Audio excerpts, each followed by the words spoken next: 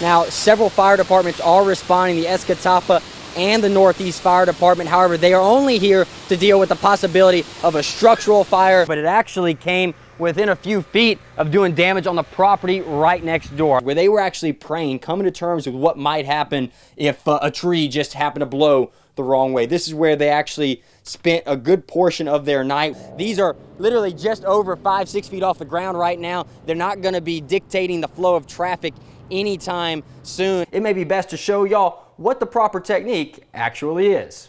First, you must apply soap, or in our case, black paint. When she packed her belongings and told them she was headed all the way to Texas. And this is in response to the rising number of COVID cases we have seen in the Magnolia State over the last few weeks. While some will have no problems with the new online learning environment, it will be a big challenge to others. A large portion of the highway actually was washed away. 7 vehicles had fallen into the pit. This led to 2 fatalities and 10 others injured. Flames reaching upwards of 60 feet in the air. Somehow crews were able to keep it off 4 trailers on the edge of the property. Fear and frustration, 2 emotions displayed in abundance here on Casino Row regarding the historic closures of the casinos in the Magnolia State.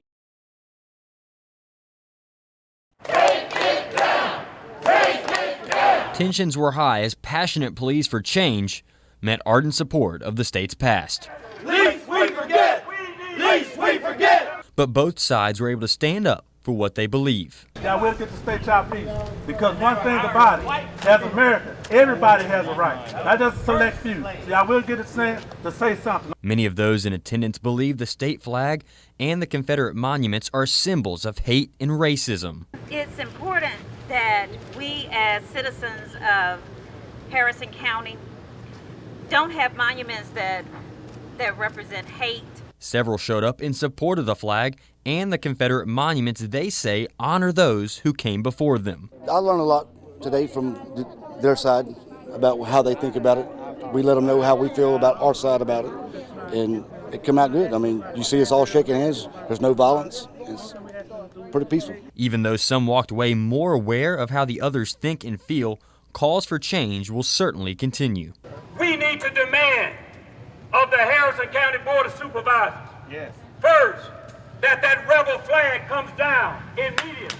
Yes. As long as this monument stands at the doorsteps of the place where justice is sought, as long as that flag flies on that flagpole at the doorway of this courthouse, there is not even the appearance that justice is available in Harrison County. Reporting in Harrison County, Tristan Ruppert, WLOX News Now. Many community members in Gulf Shores spent Thursday in their yards, trying to remove the reminders of Hurricane Sally.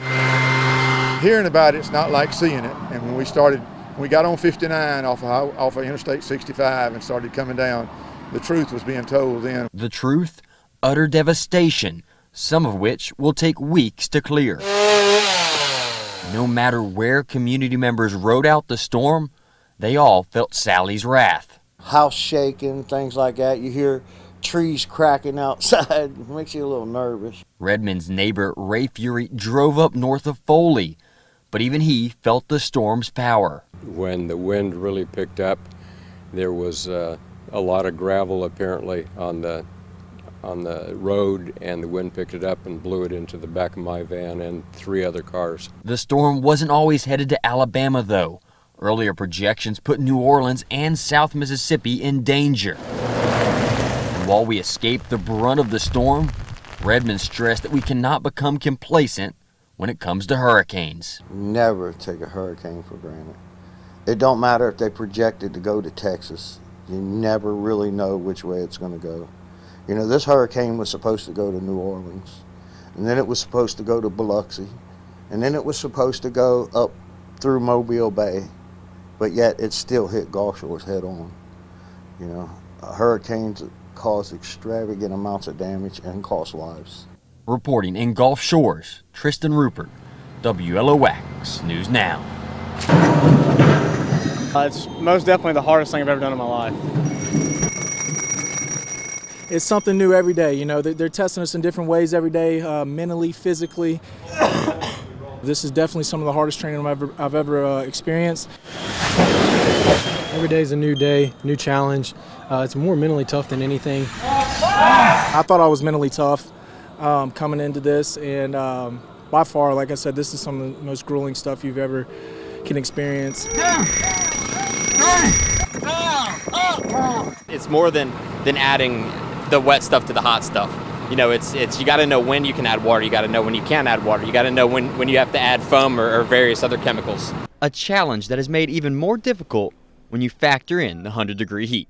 It's hard. It's hot, obviously. Everybody knows it's the middle of summer. These summer classes are always brutal. But how hot is it during some of their training exercises? 400 degrees is being polite. We're up into the 600, 800s just in a training scenario. So you can only imagine the fatigue that the summer heat puts on you is excruciating. To get used to the rigors of the job, recruits routinely train in full gear. And while it's anything but fun, it's an absolute necessity as they continue to practice for what it's like out in the real world. We like to vary their physical training. The main thing is getting them in the gear and getting their body used to wearing that gear and working in that gear. A lot of people want to be a firefighter. Young kids dream about being a firefighter. Young kids dream about being where these guys are today. But if you're not ready for it, then it's going to show. And they are doing everything in their power to get the recruits ready. Reporting in Gulfport, Tristan Ruppert, WLOX News Now. The horror of Hurricane Ida is still on the minds of those in Lafourche Parish.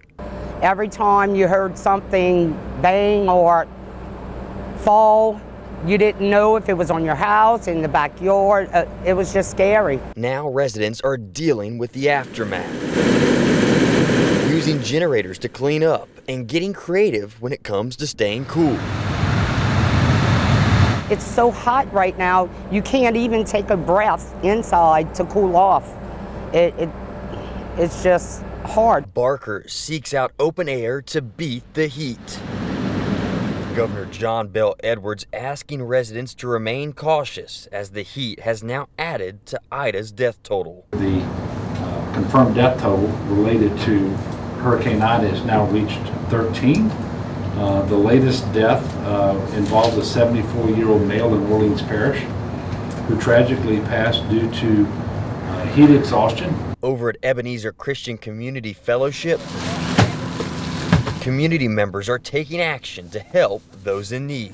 Instead of waiting on help to come, we just decided, let's go out and do it ourselves. People of all ages coming together to help one another. We didn't have to ask anybody to come. They came on their own accord for the sake of the community and helping the community out. That's the most beautiful thing in it all. Pastor Gabriel drove the goods back from Houston and stresses they're for anyone who needs them. We don't care who it is. If you need it, come get it. Reporting in Raceland, Tristan Ruppert.